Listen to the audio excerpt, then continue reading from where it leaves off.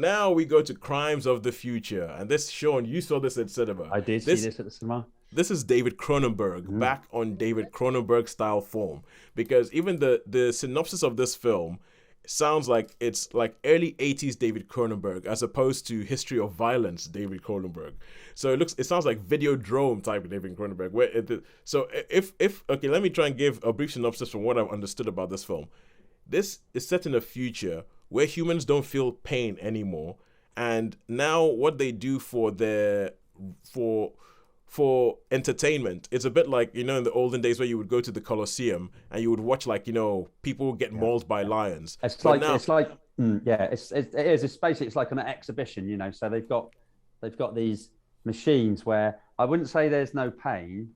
It's because it is, but instead of now, rather than have, like, should we say, normal relations, normal sex, it's all sort of fashioned to have surgery and it makes you.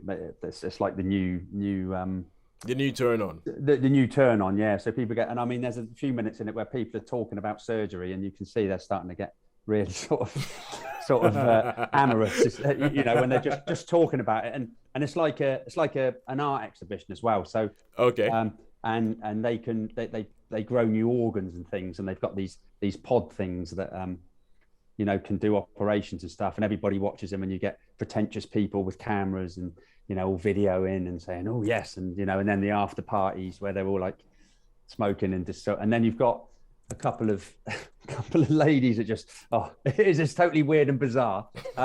It's David Cronenberg. It's David Cronenberg. So and then there's like an organ donor place where Kirsten Stewart lives with all these we've got to save all these new different flavored organs and tattoo. It is totally bizarre, yes, and it's very, very, very bloody. And if you're a bit squeamish, probably, or a bit faint-hearted, it's probably not for you, because there's a lot of scalpel work. And I'm an artist. I'm going to do, I'm going to make this operation, and I'm going to, there's this woman that's, oh yes, well I'm fed up with being beautiful, so I want to be, she has like a face. Or reminds me a bit of.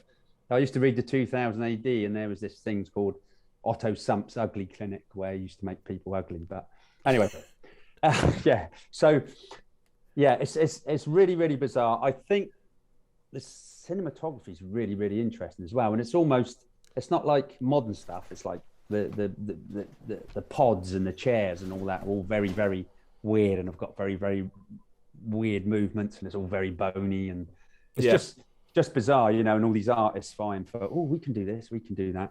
And you say, you've got these two, they basically, I want to go in the pod with my girlfriend, and that. So there's a little bit of nudity and stuff in there. It is an 18, so I would have been intrigued. I would have loved to have seen this with Sharon. I would have seen, just to see her reaction, because we might have done one of those knowing looks, whereas she might look surprised. Say, what are you doing here, Sean? Why did you bring me to see this movie? So, but anyway. I thought it was really, really interesting. Kirsten Stewart? She's in it. Yeah, Kirsten Stewart. Yeah, she is a really, really versatile actress. Actor. She is. She's really, really, and she plays a terrific part in this. She really dresses down. She's a bit dowdy. She's one of these organ ones, and she's after the big artists. Sorry, Kristen Stewart, not Kirsten. Kristen Stewart. Yeah. So yeah. Kristen Stewart. Yeah. So she was really, really good as. And I really like the pretentious arty, like what should we say, the nouveau rich that come and watch these operations, and all stand around and come in with the videos and take all the pictures and that, and people, being ecstatic sort of thing by being cut open and stuff. Yeah, it's pretty bizarre stuff. So yeah, it was okay. Yeah, cool. Well, it is, like you say, pretty bizarre stuff, but this sounds to me like David Cronenberg, because back doing his thing, because when I thought David Cronenberg, I used to think, okay, David Cronenberg, I'm thinking The Fly, I'm thinking Videodrome, I'm thinking Dead Zone. That for me was always David Cronenberg. Then I remember when he came up with The History of Violence, and I remember hearing about this film, and I was like, okay, so where's the body horror? Where's the bit where, like, a man grows a rodent out of his ass or something like that? where is it? And, and I was like, oh, there isn't in that. Then he did Eastern Promises, and you're like, okay, cool. Like, this is good. Oh no, this is.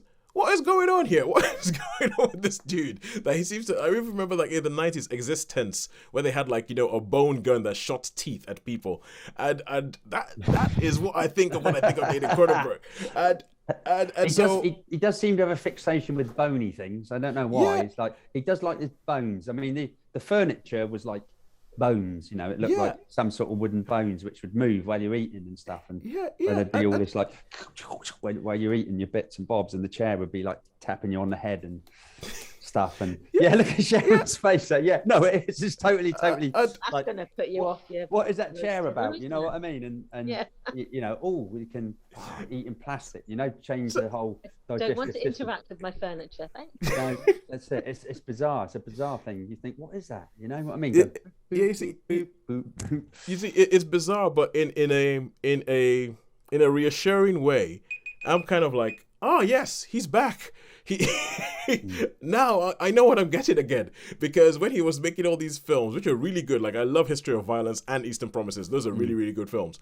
But when he was making them, I was kind of like, a bit uneasy, because you're just waiting for something a bony chair to come out of nowhere.